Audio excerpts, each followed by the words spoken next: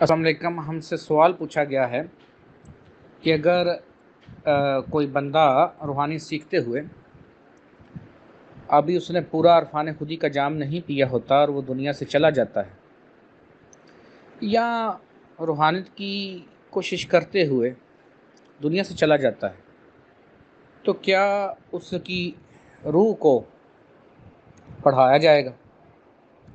और इसी से एक रिलेटेड सवाल हमें पहले आया हुआ है, वो भी तकरीबन इसी का एक हिस्सा है कि रूहानी बंदे जो ज़मीन में ख़जाने छुपे हुए हैं उनको क्यों नहीं निकाल लेते, चंदा क्यों लेते हैं और फिर वो जो चंदा है वो आगे यूज़ करते हैं, तो ख़ुद से ही वो सारा कुछ क्यों नहीं करते। ये बेसिकली शायद आपको दोनों सवाल मुख्तलिफ लगें, लेकिन मेरी नज़र में ये दोनों सवाल एक ही हैं और एक ही जवाब में इनकी जो तफसील है वो बयान हो सकती है।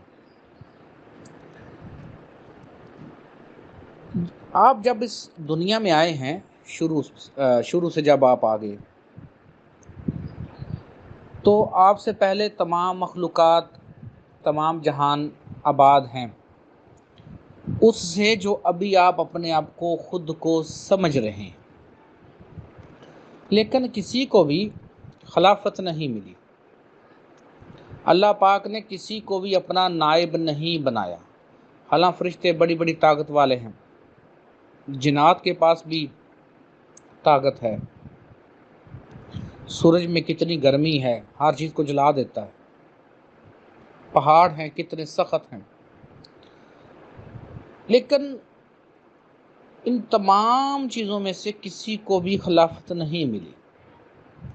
कोई भी अल्लाह पाक का नायब नहीं बना।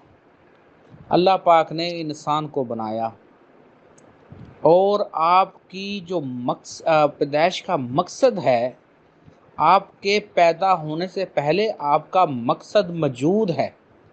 इन्नी जाइलुन फिल अर्ज़ी खलीफा, मैं दुनिया में अपना खलीफा बनाने लगा हूँ। आप बने भी नहीं हैं, लेकिन आपके लिए तय कर दिया गया कि आप बतौर खलीफा पैदा होने लगे। जब आप बतौर खलीफा बन गए, अब उस मखलूक के नाते शैतान भी अल्लाह की मखलूक है, आप भी अल्लाह पाक की मखलूक है।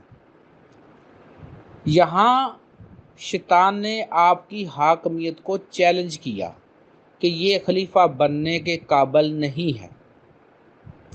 अब यहाँ पर इंसाफ के तकाज़ों के तहत आप और शैतान की लड़ाई है। अगर आप जीत जाते हैं तो आप खिलाफत के हकदार हैं, आप नायब होने के हकदार हैं।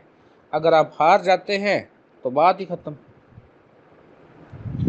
अभी जो आपने सवाल पूछा कि रूहानी बंदे ख़ुद से ये जो दुनिया में छुपे ख़जाने हैं वो क्यों नहीं निकाल लेते और वो चंदा क्यों लेते हैं या वो ऐसे काम क्यों करवाते हैं, उसकी पहली वजह तो ये है कि रूहानी बंदे किसी अमानत को उनकी मर्ज़ी के बगैर नहीं लेते।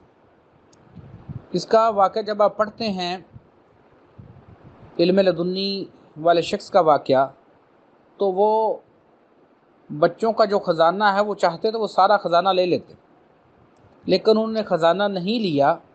ख़जाने के ऊपर दीवार बनाई कि वो ख़जाना छुप जाए, जब वो बच्चे बड़े होंगे तो वो अपनी अमानत को ले लेंगे। तो अब इससे ज़ाहिर है कि रूहानी बंदे ख़जाने लेते नहीं हैं, ख़जाने निकालते नहीं हैं, बल्कि ख़जानों को छुपाते हैं जो किसी की अमानत होते हैं। तो रूहानी बंदे कभी भी किसी की अमानत बग़ैर उसकी मर्ज़ी से नहीं लेते। दूसरी वजह, रूहानी बंदे, हकीकी रूहानी बंदे, वो तो बन चुके होते हैं ना, उन्हें तो उनका दर्जा मिल गया, लेकिन आगे आप लोगों की रहनुमाई के लिए, आप लोगों की तालीमात के लिए वो दुनिया में रहते हैं। अभी आपको कुछ बनाना है। मैंने जो बनना था, मैंने जो हासिल करना था, मैंने हासिल कर लिया। तो अभी तालीमात किन की शुरू हो रही हैं? आपकी तालीमात शुरू हो रही हैं। آپ کی کوشش ہو رہی ہے کہ آپ کچھ بن جائیں، تو اب مجھے کسی چیز کی ضرورت ہے یا کہ آپ کو ضرورت ہے؟ غور کریں اس بات کے اوپر۔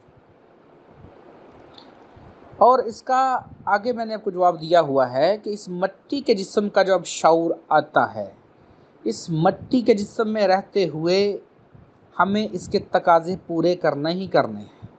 یہ مٹی کا جسم ہمارا کچھ نہیں سوائے اس کے کہ اسفل سافلین ہے۔ پہلے مٹی کا جسم بنا تھا لیکن اس پر روشنی کا جسم غالب تھا، لیکن جب اس زمین پر ہمیں بھیجا گیا، عالم نسوت میں بھیجا گیا، تو یہاں اسفل سافلین ہو گیا، مزید گہرائی میں وہ چیز چلی گئی۔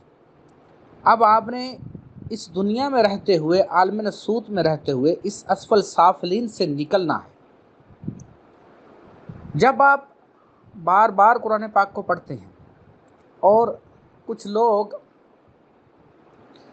چند الفاظ کو لے کر بحث کرتے ہیں، حالانکہ اس بحث کا مقصد کوئی نہیں ہوتا ظاہری طور پر، جیسے کہ ابھی کچھ لوگ الف لام میم کی تشریح کر دیتے ہیں، تو جو الف لام میم کی تشریح کرے گا وہ آگے الفاظ ہیں، پھر حروف مقطوعات سارے ہی ہیں، ہا میم عین سین کاف، یہ کیا ہے؟ کاف ہا یا عین صاد، یہ کیا ہے؟ کہیں پر صرف نون لکھا گیا ہے تو وہ کیا ہے؟ اور یہاں آپ کو بتا دوں قرآن پاک میں پورا لفظ سید کا لکھا ہوا ہے کسی کے لیے۔ خود سے نہ اٹکل لڑائیں، قرآن پاک کو کھول لیں، اس کو پڑھنا شروع کریں۔ جیسے جیسے آپ پڑھتے جائیں گے آپ پر حقیقت کھلتی جائے گی۔ یہ مکمل ہے، یہ مکمل علم لے کر آیا ہے، یہ ہے ہی مکمل قرآن پاک۔